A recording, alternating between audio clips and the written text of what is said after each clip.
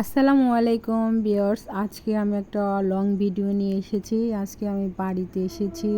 এখানে আমাদের ছোট একটা ক্ষেত আছে। এখানে আমরা খাওয়ার জন্য এখানে পাট শাক, টমেটো, বেগুন এখানে বোনা হয়েছে, কাঁচামরিচ, কারণ আমরা বিক্রির জন্য নয়, আমরা খাওয়ার জন্য বোনা হয়েছে। এখানে এই সবজিগুলি তুলে আজকে দুপুরে রান্না করব। অনেক সুন্দর টমেটো ধরেছে, অনেক পেকে পেকে নষ্ট হয়ে গেছে। খাওয়ার তেমন লোকজন নেই আমাদের বাড়িতে। আজকে যে আমি আর আমার ভাইয়ের বউ শাক তুললাম, শাকগুলো একদম ফ্রেশ ছিল।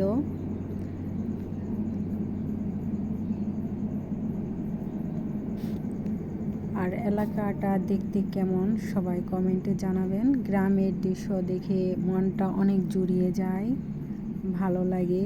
ঈদের বন্ধে অনেক দিন ছুটি পাইছি, এর জন্য ভাবলাম বাড়িতে দিনগুলি কাটাই।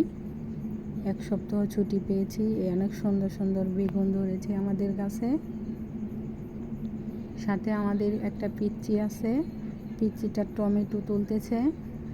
আমরা অনেক শাক তুলবো আজকে। এটা হলো বেগুন ক্ষেত। পোকা ধরেছে, বেশি ভালো নয়।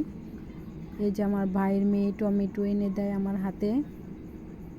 টমেটোগুলো পেকে গেছে। আমরা অনেক শাক তুলবো আজকে। আমার ভাইয়ের বউ অনেক শাক তুলতেছে।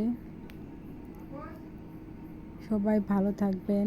আর ভিডিওটি কেমন হয়েছে সবাই কমেন্টে জানাবেন। আসলেও সময় নিয়ে ভিডিও করতে পারি না, ভিডিও অতটা ভালো হয় না।